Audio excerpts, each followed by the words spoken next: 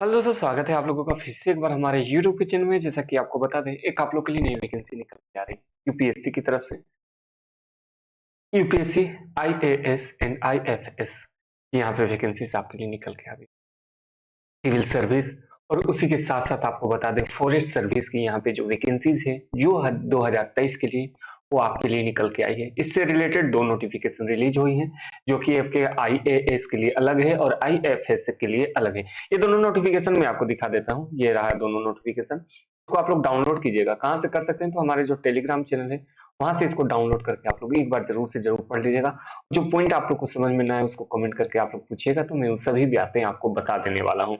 तो चलिए बात करते हैं इस वैकेंसीज के बारे में। क्या क्या आपका एलिजिबिलिटी रहने वाला है, किस प्रकार से एग्जामिनेशन होने वाला है, सभी चीजें आपको मालूम चलने वाली है। तो सबसे पहले आप लोग से रिक्वेस्ट होगा, इस वीडियो को हम लोग शुरू करें उससे पहले आप लोग इस चैनल को सब्सक्राइब कर लीजिए। वीडियो बढ़िया लगे तो लाइक कर लीजिएगा और कमेंट करके अपने विचार जरूर से जरूर बताइएगा। तो चलिए इस वीडियो को शुरू करते हैं। सबसे पहले यदि हम लोग बात करते हैं तो ये जो वैकेंसीज है ये आपके निकल के आ रही है यूपीएससी की तरफ से, जो कि यूपीएससी का पब्लिक सर्विस कमीशन है, उसकी तरफ से आपके लिए यहाँ पे जो वैकेंसीज है आईएएस के लिए और साथ ही साथ में फॉरेस्ट सर्विस के लिए, तो यहाँ पे आपकी जो नोटिफिकेशन है उसको रिलीज कर दी गई है। इसकी एलिजिबिलिटी को यदि आप लोग फुलफिल करते हैं तो इस फॉर्म को आप लोग जरूर से जरूर अप्लाई कीजिएगा। यदि इंपॉर्टेंट डेट्स की बात करते हैं तो एप्लीकेशन आपका 1/2/2023 यानी 1 फरवरी से इस फॉर्म को फिलअप हो चुका है और इसका जो लास्ट डेट है आपका 21 फरवरी रखा है। या लगभग आपको यहाँ 20 दिन का 21 से 22 दिन का समय दिया गया है। इसके बीच में जितना जल्दी हो सके आप लोग फॉर्म अप्लाई कर दीजिएगा, क्योंकि इसका लास्ट डेट यही है। और यदि किसी प्रकार से आप लोग का फॉर्म में गलती हो चुका है, गलती करते हैं, तो 22 से 28 फरवरी के बीच में इस फॉर्म को फिलअप आपको सुधार लीजिएगा। लेकिन आपसे रिक्वेस्ट होगा कि जब भी फॉर्म फिलअप करें तो बढ़िया से शुरुआत में ही फॉर्म फिलअप करें, ताकि आपको फिर से करेक्शन की दिक्कत न हो और फिर से आपको फी लगे। यदि प्री एग्जामिनेशन की बात करते हैं तो 28/5 को आपका यहाँ पे जो एग्जामिनेशन है वो आपका हो जाने वाला है 28 मई को। एग्जामिनेशन से पहले आपको यहाँ पे जो डेबिट कार्ड जो एडमिट कार्ड है, माफ कीजिएगा, जो एडमिट कार्ड है वो आपको यहाँ पे प्रोवाइड कर दिया जाएगा।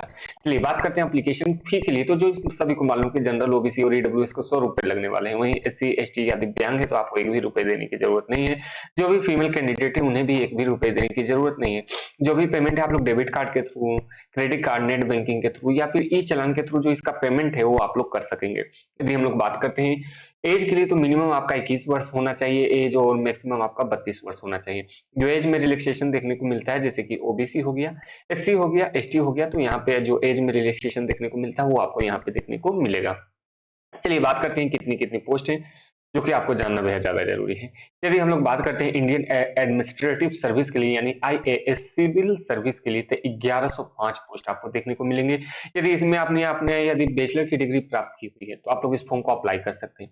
उसी के साथ साथ यदि हम लोग बात करते हैं इंडियन फॉरेस्ट सर्विस की बात करते हैं, तो यहाँ पे 150 पोस्ट है, 150 यहाँ पे पोस्ट देखने को मिलेगा। यदि आपने बैचलर डिग्री किया हुआ है एनिमल हस्बेंड्री में या फिर वेटनरी साइंस में, बॉटनी में, केमिस्ट्री में, जियोलॉजी में, मैथमेटिक्स में, फिजिक्स में, स्टैटिक्स एंड जियोलॉजी में, एग्रीकल्चर में या इसके इक्विवेलेंट में यदि आपने ग्रेजुएशन किया हुआ है तो आप लोग इस फॉर्म को अप्लाई कर सकते हैं। बैचलर डिग्री आपके पास होनी चाहिए इन सबकी, किसी एक के भी। तो चलिए चलते हैं इसके ऑफिशियल नोटिफिकेशन पे और हम लोग देखते हैं डिटेल से आपके लिए क्या जानकारी है, जो कि आपको जानना, जैसा कि फिर से मैंने बताया, ज्यादा जरूरी है आप लोग के लिए जानना। लगभग लगभग सबका जो एग्जामिनेशन है, जो पैटर्न है, वो सभी का सेम होने वाला है। तो सिर्फ और सिर्फ मैं आपको एक का बताने वाला हूँ। उसके बाद आप लोग दोनों डाउनलोड करके एक बार इसको देख लीजिएगा और जो बातें आप लोग को समझ में नहीं आएगी तो उसको कमेंट करके पूछिएगा। तो मैं उन सभी पॉइंट्स को भी आपको बता दूंगा कि हाँ कि चलिए इस पॉइंट्स में यदि आपका दिक्कत है तो वो मैं आपको क्लियर कर दूंगा, या फिर एक और वीडियो बना के मैं आपको यहाँ पे बता देने वाला हूँ। जैसा कि हम लोग जानते हैं कि एग्जामिनेशन में जो आपका होने वाला है वो दो एग्जामिनेशन होते हैं। सबसे पहले आपका प्री होता है और उसके बाद मेंस होता है। ठीक, तो चलिए देखते हैं क्या है डिटेल। सबसे पहले आपका यहाँ पे जो सिविल की बात करते हैं तो यहाँ पे सबसे पहले आपका यहाँ पे प्री का मेंस प्री टेस्ट होने वाला है, जो कि आपका ऑब्जेक्टिव टाइप का होने वाला है। उसके बाद यहाँ पे आपका मेंस का एग्जामिनेशन होने वाला है, इस बात का याद रखिएगा। उसके बाद आपका इंटरव्यू होगा। ठीक, जो प्री है वो सिर्फ और सिर्फ आपका क्वालिफाइंग करता है। जितने भी लड़कों लोग को छाटना रहता है यहाँ से छट जाते हैं। उसके बाद जो एक बेहतरीन क्वालिटी के स्टूडेंट यहाँ से प्री के बाद निकलते हैं उन्हें यहाँ पे मेंस में बुलाया जाता है। फिर मेंस क्वालिफाई यदि आप लोग करते हैं तो यहाँ से फिर आपको इंटरव्यू के लिए आगे प्रोसीड कर दिया जाएगा। ठीक है, चलिए सबसे पहले यदि हम लोग एग्जामिनेशन की बात करते हैं तो यहाँ 400 का यहाँ आपका एग्जामिनेशन होने वाला है। दो पेपर होने वाला है। ठीक है, पेपर दो होंगे और हर एक पेपर 200-200 नंबर का होने वाला है। और यहाँ पे आपका दोनों मिला के 400 होने वाला है। ठीक है, याद रखिएगा 33% मार्क्स एनी हाउ लाना है, इससे कम लाने पर आप लोग ऑटोमेटिक डिस्क्वालीफाई हो जाएंगे। लेकिन एक बात का याद रखिएगा, इतना पर भी आपका सिलेक्शन नहीं होने वाला है, जितना ज्यादा हो सके आपको उतना मार्क्स लेके आने वाला है। यहाँ पे आपको 4 ऑप्शन दिए जाएंगे, गलती करने पर आपका यहाँ पे नेगेटिव मार्किंग भी रखा गया है। और यदि एक से ज्यादा आप लोग ऑप्शंस में टिक लग कर देते हैं, जो कि आप लोग को यहाँ पे ओएमआर सीट पे यहाँ एग्जामिनेशन होने वाला है, तो टिक कर देते हैं तो आपको वहां पर भी उसको रोंग माना जाएगा, इस बात का याद रखिएगा। और उसके बाद आपका यहाँ पे छोड़ देते हैं तो वहां उसको छोड़ते हैं, तो आपको यहाँ यदि उसको ब्लैंक छोड़ देते हैं तो एक भी नंबर आपके यहाँ पे जो है वो कट नहीं किए जाएंगे। ठीक है, तो चलिए यहाँ पे यदि हम लोग बात करते हैं, फिर आप इसको क्वालिफाई करते हैं तो उसके बाद आप लोग मेंस में जाएंगे। तो मेंस में आपके 6 पेपर होने वाले हैं, याद रखिएगा 6 पेपर होने वाले हैं, जिसमें से आपका पेपर 1 आपका हर एक पेपर आपका 300 नंबर का होने वाला है, याद रखिएगा। माफ कीजिएगा, इंटरव्यू आपका यहाँ पे 300 मार्क्स का होने वाला है। प्री में जैसा कि मैंने बताया, यहाँ पे आपके एग्जामिनेशन जो है 200 नंबर के होने वाले हैं। उसके बाद यदि हम लोग मेंस की बात करते हैं तो यहाँ पे आपके इंग्लिश के जनरल इंग्लिश से 300 और जनरल नॉलेज से यहाँ पे आपके 300 के क्वेश्चन होने वाले हैं। उसके बाद आपके जो पेपर 3 है, 4 है, 5 है और 6 है। ठीक है, any 2 subject selected on the list of the optional, जो यहाँ ऑप्शनल का पेपर होगा आप लोग किसी भी को सिलेक्ट कर सकते हैं। यहाँ पे हर एक आपको यहाँ पे 200 नंबर का एग्जामिनेशन यहाँ पे आपका होने वाला है। जो ऑप्शनल सब्जेक्ट है वो आप लोग यहाँ से चेकआउट कर सकते हैं, किसी एक को भी आप लोग ऑप्शनल ले सकते हैं। उसी के साथ साथ आप लोग यहाँ से क्वालिफाई करते हैं तो उसके बाद आपको इंटरव्यू में यहाँ पे 300 नंबर का यहाँ पे आपका जो इंटरव्यू होने वाला है वो आपका होगा। ठीक है, तो चलिए एग्जामिनेशन पेपर 1 की बात करते हैं तो ये आपका सिलेबस है, यहाँ से इन सभी को आप लोग देख लीजिएगा। पेपर 2 की बात करते हैं तो नीचे भी आपको पूरा का पूरा सिलेबस दे दिया गया है कि जहाँ से आपके क्वेश्चंस आने वाले हैं।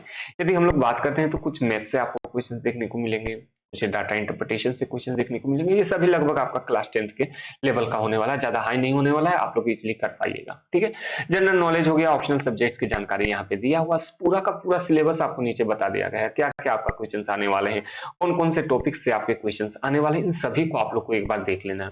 क्योंकि जितना अच्छा से आप लोग सिलेबस पढ़ लीजिएगा तो पहला स्टेप यही होता है, पूरा सिलेबस पढ़ लेना, उसको जान लेना कि क्या क्या आपके क्वेश्चन में आने वाले हैं, एग्जामिनेशन का पैटर्न जान ले लेना, यही आपका पहला स्टेप होता है किसी भी एग्जामिनेशन को क्वालिफाई करने के लिए। अब इसके बाद यदि हम लोग बात करते हैं तो यहाँ पे जो इसको आप लोग नीचे स्क्रॉल कीजिएगा तो सभी आपको बताया गया है क्या क्या आपका सिलेबस से यदि आप लोग सब्जेक्ट चुनते हैं, हर एक पेपर में आपको कैसे कैसे क्वेश्चन आने वाले हैं, कहाँ कहाँ से आपके क्वेश्चन पूछे जाएंगे, इन सभी को आप लोग देखिएगा। और साथ ही साथ में आप लोग से रिक्वेस्ट होगा कि जो आपका क्या कहते हैं सिलेबस है इन सबको तो देखिएगा ही, और साथ ही साथ में आप लोग प्रीवियस ईयर के जो क्वेश्चन है उन सभी को भी एक बार आप लोग जरूर से जरूर चेकआउट कर लीजिएगा। ठीक है, चलिए इतनी तो बातें हो गई, पूरा सिलेबस मैंने आपको बता दिया, कहाँ कहाँ से क्वेश्चंस आने वाले हैं, इन सभी को देखिए। इस प्रकार का आपका ओएमआर शीट रहने वाला है, इन सभी को आप लोग फिलअप करना होगा और नीचे आपको यहाँ पे जो आंसर से यहाँ पे तो वो आपका ओएमआर शीट का बताया गया है कि रोल नंबर आपको किस प्रकार से फिलअप करना है, और इसी प्रकार से आपका ओएमआर शीट रहने वाला है जिसमें से आपको यहाँ पे सही और गलत यहाँ पे चुनना होगा। ठीक है, वो तो हमारा रहा। अब यदि हम लोग ये बात करते हैं आईएएस के लिए, ये हमारा फॉरेस्ट सर्विस कमीशन का था। यदि हम लोग आईएएस की बात करते हैं जो कि आपका सिविल के लिए आ जाता है, तो सेम यहाँ पर भी आपका जो एग्जामिनेशन पैटर्न है वो होने वाले हैं, लेकिन यहाँ पे जो ऑप्शनल के सब्जेक्ट है वो आपको ज्यादा देखने को मिलेंगे, क्योंकि यहाँ ऑप्शनल आपका वहाँ कैटेगरी वाइज था कि जो उन सभी में यदि आपने ग्रेजुएशन का डिग्री प्राप्त किया है तो ही आप लोग उस ऑप्शनल के लिए अप्लाई कर सकते हैं, लेकिन आईएएस में आप लोग किसी भी को भी ऑप्शनल यहाँ पे बना सकते हैं। ठीक है, यहाँ से आप लोग इन सभी को देख लीजिएगा। यदि नंबर ऑफ अटेम्प्ट की बात करते हैं, जो एससी एसटी वाले हैं तो अनलिमिटेड दे सकते हैं, लेकिन ओबीसी वाले 9 दे सकते हैं। वहीं पीडब्ल्यूडी कैंडिडेट हैं तो 9 फॉर जनरल कास्ट के लिए, ईडब्ल्यूएस के लिए, और साथ ही साथ में ओबीसी के लिए unlimited for SC ST. Same PWD के लिए भी वही है कि आपका कितनी बार भी एग्जामिनेशन दे सकते हैं जो एससी एसटी वाले हैं वो।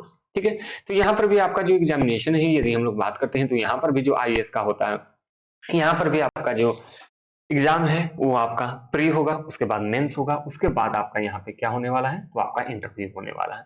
ठीक है, यदि यहाँ पे हम लोग बात करते हैं मार्क्स के लिए, तो यदि हम लोग मेंस की बात करते हैं तो मेंस में आपका पेपर 1 और पेपर 2 हिंदी एंड इंग्लिश।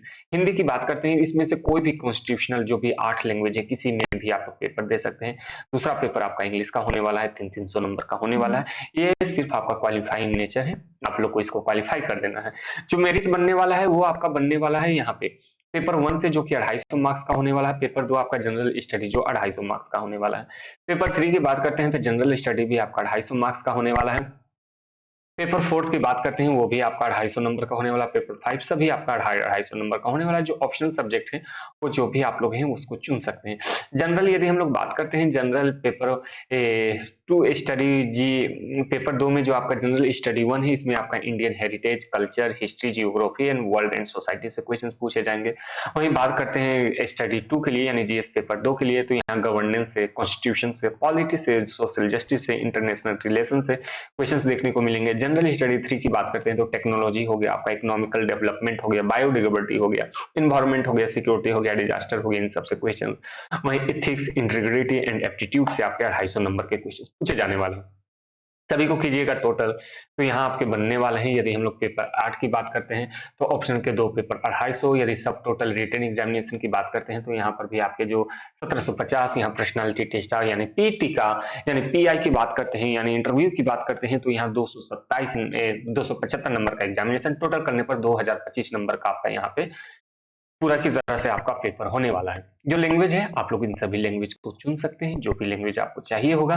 और नीचे आपके पूरी तरह से यहाँ बता दिया गया है कि ऑप्शनल क्या-क्या हो सकते हैं। आपको यहाँ पे देख सकते हैं लगभग यदि हम लोग बात करते हैं तो 26 पेपर हैं, 26 पेपर होंगे जिसको कि आपको यहाँ पे एज अ लैंग्वेज आप लोग यहाँ पे चुन सकते हैं। इन सबके अलावा आपके मन में किसी प्रकार का डाउट होगा, कमेंट करके जरूर से जरूर पूछिएगा।